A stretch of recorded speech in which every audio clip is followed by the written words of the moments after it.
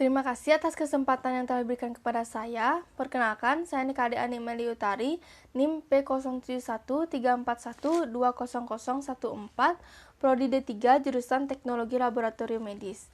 Di sini saya akan mempresentasikan tentang komunikasi dalam organisasi.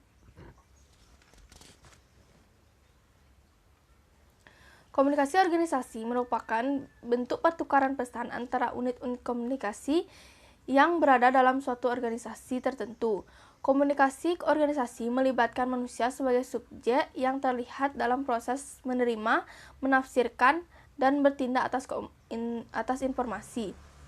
Menurut Wirianto, komunikasi organisasi merupakan pengiriman dan penerimaan berbagai pesan organisasi di dalam kelompok formal maupun kelompok informal. Komunikasi formal merupakan komunikasi yang disetujui oleh organisasi itu sendiri dan sifatnya berorientasi kepada kepentingan organisasi. Isinya berupa cara kerja di dalam organisasi, contohnya memo, kebijakan, pernyataan, jumpa pers, dan surat-surat resmi.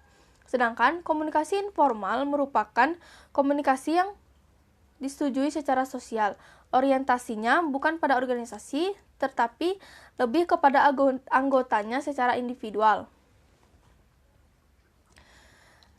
Dalam komunikasi informasi, pada umumnya yang dibahas adalah struktur dan fungsi organisasi, hubungan antar manusia, komunikasi dan proses pengorganisasian, serta budaya organisasi. Komunikasi organisasi diberi batasan sebagai arus pesan dalam suatu jaringan yang sifat hubungannya saling bergantung satu sama lain, yang meliputi arus komunikasi vertikal dan arus komunikasi horizontal. Menurut Stewart L. Tubbs dan Sylvia Moss, terdapat 6 gaya komunikasi organisasi.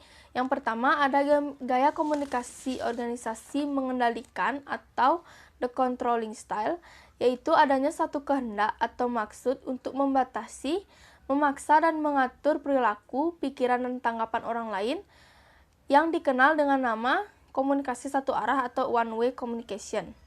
Pihak yang memakai gaya komunikasi ini lebih memusatkan perhatian kepada pengiriman pesan dibanding balasan yang akan mereka dapatkan. Yang kedua ada gaya komunikasi dua arah, yang gaya komunikasi ini dilakukan secara terbuka. Setiap anggota organisasi the equalitarian style dapat mengungkapkan gagasan atau pendapat dalam suasana rileks, santai, dan informal. Aspek penting yang dibahas di dalam gaya komunikasi ini yaitu landasan kebersamaannya. Gaya komunikasi ini ditandai dengan berlakunya arus penyebaran pesan-pesan verbal secara lisan maupun tulisan yang bersifat dua arah atau two-way communication. Selanjutnya ada gaya komunikasi berstruktur, yaitu gaya komunikasi yang memanfaatkan pesan-pesan verbal secara tertulis maupun lisan yang berguna untuk memantapkan perintah yang harus dilaksanakan, penjadwalan tugas dan pekerjaan serta struktur organisasi. Selanjutnya ada gaya komunikasi dinamis, yaitu gaya komunikasi yang memiliki sifat cenderung agresif, karena pengirim pesan memahami lingkungan pekerjaannya yang berorientasi pada tindakan atau action oriented. Tujuan utama dari gaya komunikasi ini yaitu menstimulasi atau merangsang pekerja atau karyawan untuk bekerja lebih cepat dan lebih baik. Selanjutnya ada the relinquishing style, yaitu gaya komunikasi yang mencerminkan kesediaan untuk menerima saran, pendapat, ataupun gagasan orang lain daripada keinginan untuk memberi perintah, walaupun pengirim pesan tersebut memiliki hak untuk memberi perintah. Yang terakhir ada the withdrawal style. Akibat yang muncul jika menggunakan gaya komunikasi ini yaitu melemahnya tindak komunikasi.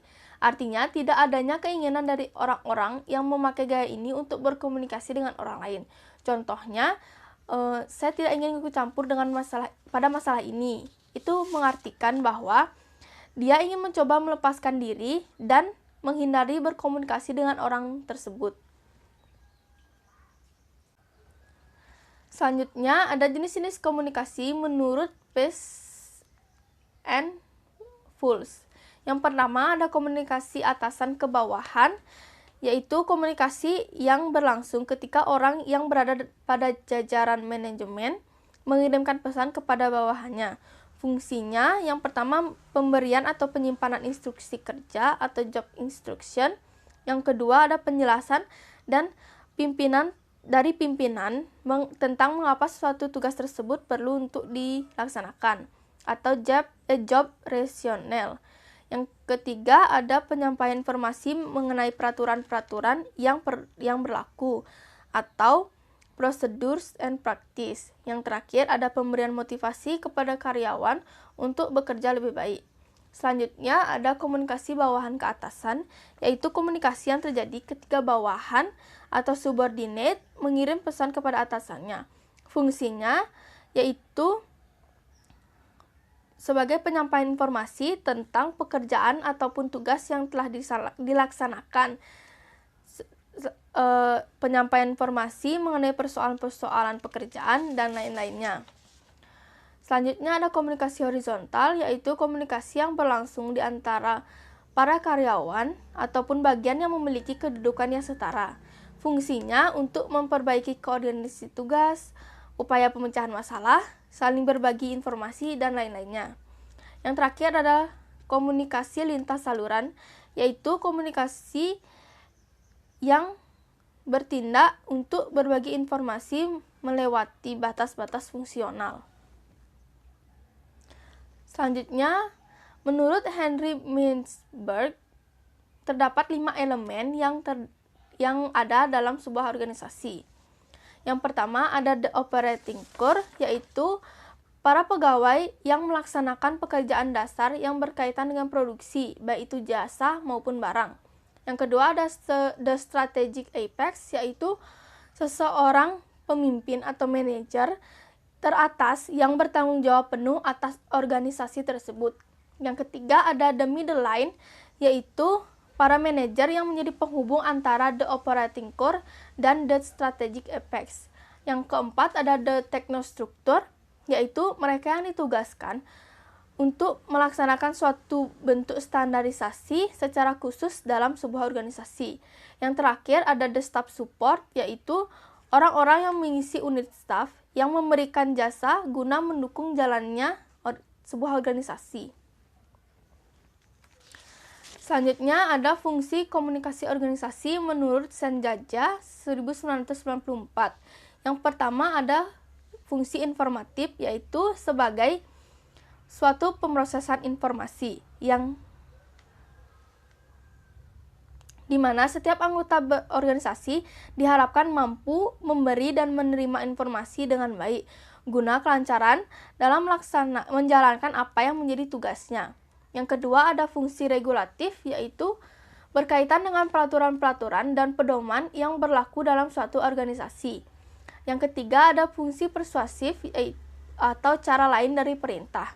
Hal ini diasumsikan terkait dengan penggunaan cara yang lebih halus akan menyebabkan seseorang lebih menghargai suatu tugas yang dibebankan kepadanya.